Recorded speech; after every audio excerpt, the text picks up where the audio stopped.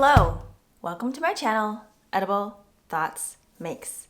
My name is Stephanie, and today I have an episode of Maker Musings for you.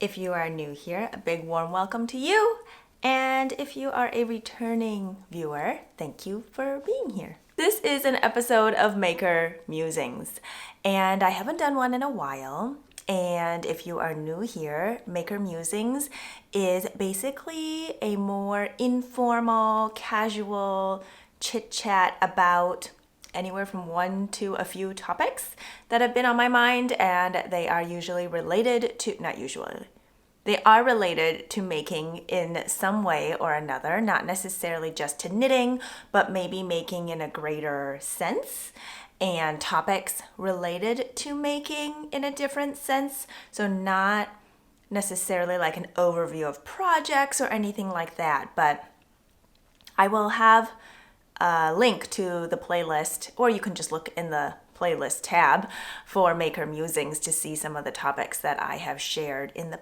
past. And yeah, so I have a topic I would like to talk to you about today, and I'm going to be working on a project while we chit chat. This is a half granny square shawl that I am crocheting for one of my daughters, and I love how it is coming together. The colors are so beautiful. They are yarns that I have used in all previous projects, and I am putting it together into a beautiful shawl. Both of my daughters love to read, and I wanted to create a shawl that they could use when they are reading. Put on their shoulders and stay put, and they can snuggle up and read, and it'll just, I'm just so excited about it. So that's what I'll be working on while we chit chat. Oh, and these videos are typically 30 minutes or less. That's what I'm aiming for at least. And I don't have a frequency in how often these go up. And yeah, so you can just expect them sprinkled throughout here and there. And yeah, today's topic has to do with starting a YouTube channel. So I started this YouTube channel back in November of 2019, and I have some thoughts. I have some thoughts to share about why I started it, how it's going, and maybe some, I don't know if they're really tips, but maybe some things to keep in mind if you have been thinking about starting one. I will not be here to tell you what to do, what not to do, what equipment to have or not to have, or anything like that. It is not that type of video. It is more something to share with you some thoughts about this process and things that you can think about to see whether or not it is something that you want to do, or just some things to consider, really. It's really like, I don't want to say a thought exercise, because that's not exactly what I mean, but yeah, just some things to think about. Yeah. I have broken it down in some more organized fashion so that I can talk about it more clearly with you. So I've broken it down into who, what, where, when, why, how. I've done something similar like that with a previous Maker Musing topic video thing, because I do feel like it helps me organize my thoughts a little bit better on it. So let's get started. Of course, I just ran out of the color I was working on, and I need to join in my next color real quick. And then, yeah, I'm not sure I can do it while I'm talking, but maybe I'll try doing that. So we're gonna start with the who. And it may seem obvious, but I mean, who is you? The who basically is for you to ask yourself, who are you and who do you want to be out there on the internet? How are you wanting to present yourself? And I guess it kind of goes into like how much of yourself you want to share, and having the need for privacy and boundaries, and what you are okay with sharing and what you're not okay with sharing. For example, For me, I don't share my children's names here. I don't like to go into specifics about things. Definitely don't talk about like where they go to school or anything like that. I just feel like there are some boundaries to keep our personal lives private. And as someone who is much more private, I feel very strongly about setting boundaries. And for some people, that line is drawn in different ways. So some people are okay with daily vlogs where they show like minute to minute, maybe not that close, hour to hour of what they do in a day or where they're going or their grocery store and like all of that stuff. And that's totally fine. That's where they draw their boundaries and they're okay with that. I personally am not. And so I've had people ask before if I would mind sharing a daily vlog, and that's just not something I'm comfortable with doing, so I'm just not going to do it. And I'm okay with saying no. And yeah. So I feel like that's something to think about. Who are you? What are you okay with saying and sharing? What are you okay with or not okay with? And I feel like even if that doesn't specifically have to do with making, it is something important to ask yourself and think about. And just know that whatever boundaries you draw one week may not be the same thing the next week, or maybe you feel differently about it a year from now, or whatever the case may be. We're human beings and we change and grow over time. So that is really up to you. It's a personal decision on how much you want to share or don't want to share. And I just feel like that's something important to think about. The next is the what. What is it that you want to share? And this is somewhere where I feel like it's important not to box yourself in. So don't feel like you can only share certain things because you think that's what people are here for. We are multifaceted human beings, and therefore we do a lot of different things. So even if you are a knitting channel, it doesn't mean that you don't do anything else. And again, you can choose what you want to say and share. So even if you do other things, you may or may not want to share them on your YouTube channel, and that's totally okay, but that's up to you. And if you do decide you want to share that on your YouTube channel, again, that's up to you. And people don't really have a right to complain about it because it's your channel and you can do whatever you want. So if people don't like certain content, they can skip it, go to a different timestamp. Sometimes people will have, chapters, timestamps, so you can skip around. And I find that really useful. I don't do it for the purpose of people skipping around, but if they want to, they can. I do it so that it's easier to find things. And that's just what works well for me. And I feel like if people are watching things in segments, that can also be a way for time management. But yeah, I feel like when people complain about others showing things that are not knitting, for example, they will say, oh, can we just get back to the knitting? Or I'm not here for sewing, or I'm not here for whatever. That's, I guess, fine, but it doesn't have to be vocalized to the person making and sharing, because it's really irrelevant and kind of rude, because again, we're multi-faceted people and we have different interests. And if we decide that's something that we actually want to share, then you can either watch it or you don't, but nobody's asking for your criticism on it. And yeah, that's the what. And then the where. I feel like sometimes there's this strange expectation that hobby YouTubers, or however way you want to call it, the non-professionals, there's this strange expectation that there's like a studio space set up with perfect lighting, zero background noise, no dogs barking, no laundry machines beeping, no whatever the case may be, and perfect sound. And I don't know, it's very unrealistic. And I feel like it can be a big barrier and turn off to those that just want to hit record and share something and publish. And I feel like I'm not entirely sure where this unrealistic expectation is coming from, but I feel like it's really unfair. And so there are a lot of people that may have really great things to say and share and don't do it because of that barrier, that expectation barrier, not the physical barrier of not having XYZ, because you don't have to have professional equipment to share things. It's this expectation that you should have those things in order to share things, or nobody will care about what you have to say. And I feel like that's really unfair, unrealistic, and frankly, just not okay. And so I think when people make comments about sound and things like that, I mean, it's one thing if you can't hear at all what somebody is saying, or there's just a ton of distractions that day, whatever the case may be, but you can just not watch it. Nobody is making you watch anybody's video. It's not like a homework assignment or anything.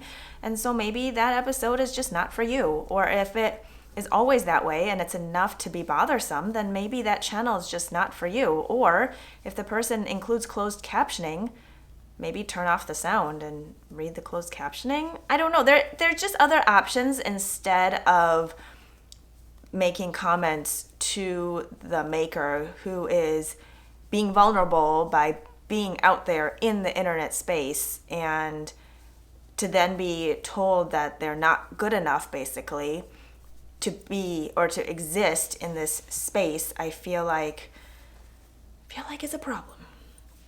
So the where, record where you can. If you happen to have a cozy corner that you just love, record there. If you would rather people not see anything in your house for privacy reasons and you have a blank wall, record there. Do what works for you. And you don't need fancy equipment. You can prop things up on a stack of books. If you have a music stand, you can use that. A lot of people have smartphones these days with great video capabilities. Use that. Use what you got. And if you are interested in investing in different equipment, go for it. If that's something that's within your means and something that you really want to do, do it. I feel like there's so many different avenues to go and so many ways that people have access to things, equipment, tools to make things happen. I feel like we should be encouraging each other to do those things instead of saying, hey, no, you need XYZ in order to say something, which, yeah. So that's the where. The other thing for the where is that you could be sitting in a super messy room with Legos and toys all over the place, but as long as that screen right there is okay, then you're good, right? It's funny because people make assumptions when they see this tiny little rectangle, how the rest of the space must be or look like or whatever, and I don't know, people can assume all they want, I suppose. But what I'm telling you is you don't have to have like your entire room clean in order to record, unless you want to, and that's okay too, because sometimes I know we need to get into like a certain mental space, and in order to get to that certain mental space, sometimes we need the physical space decluttered as well. I'm just speaking for myself when I say we here. But maybe you relate. What I'm just trying to say is that everything doesn't have to be set up perfectly in order for you to hit record and eventually hit publish. Things don't always have to line up just right in order for it to happen. We are on to when to record, when to publish, things like that. Okay, yes, there are algorithms. Yes, there are ways to look at data points to see when it is actually best to do whatever, but I don't pay attention to any of that. I just do what works for me. If I feel like recording, I will record. If I don't feel like recording, I won't record. That's it. And I make things whether or not I'm recording, and so I don't make things for the channel, if that makes sense. This is all coming from a very non-professional, non-making money view, because I turn off all YouTube advertisement type of things on my channel. And so if you do see any advertisements, they are beyond my control. I can't do anything about it. On my end, where I can click no advertisements, I click no advertisements. And so I make zero money off of this channel, I'll just be clear on that. For those that do seek revenue from their own channels, I can't speak to any of that. So I'm sure there are certain things you need to do in order to make things work out, but I don't know anything about that.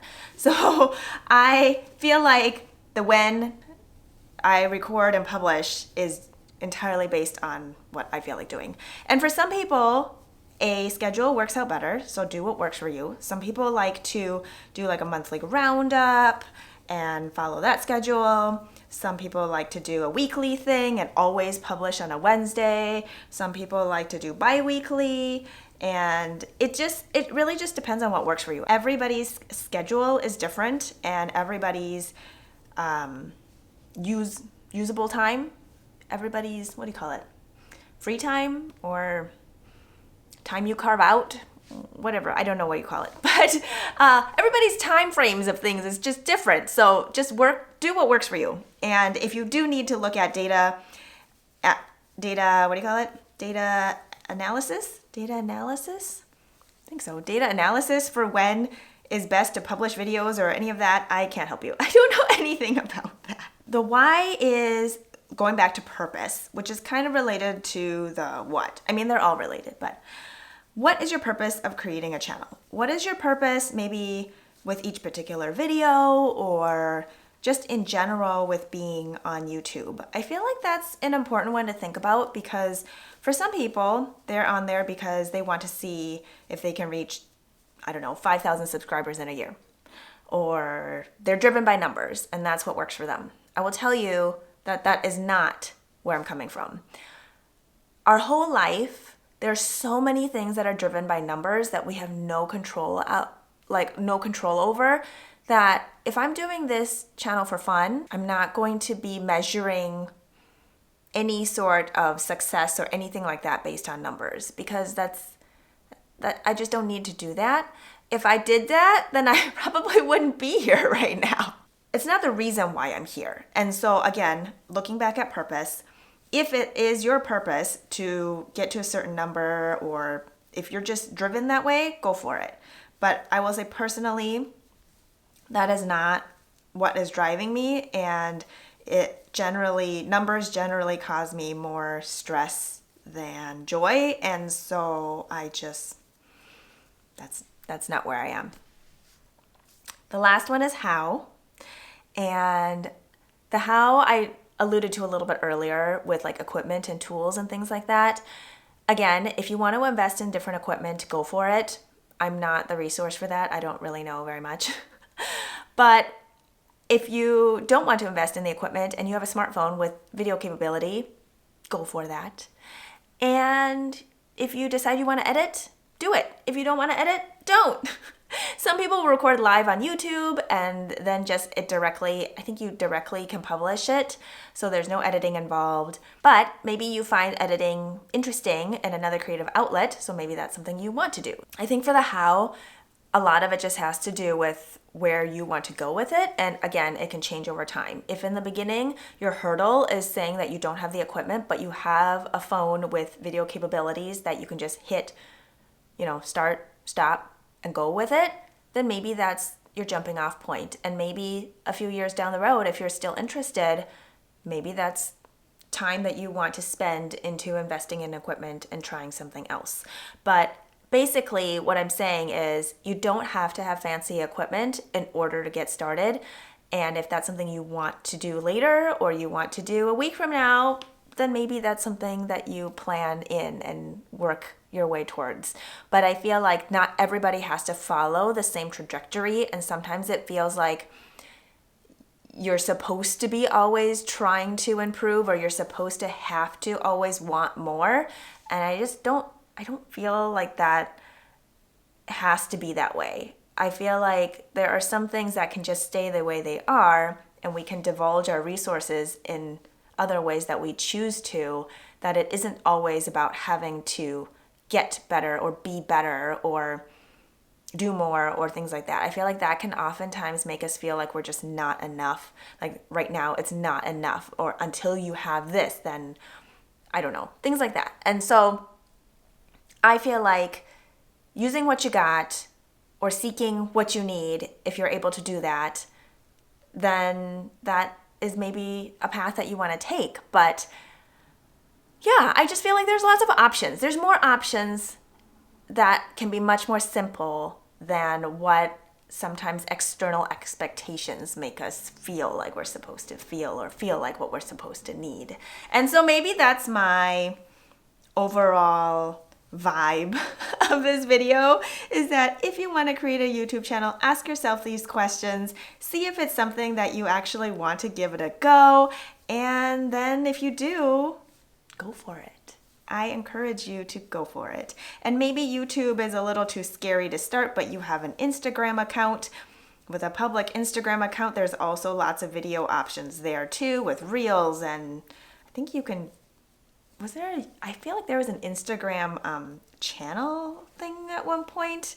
Maybe they don't have that anymore. What I do want to say is I encourage you to think about these questions. I encourage you to think about what it is that you want to do, what it is that you want to share, and then go with it. So I hope this video was helpful and maybe you have some thoughts about it. And if you want to talk about it in the comments below, feel free. I encourage you all to share things amongst each other and support one another. A reminder that we are not judging anybody for anything. Be respectful, be kind, and yeah, I will talk to you next time. Take care.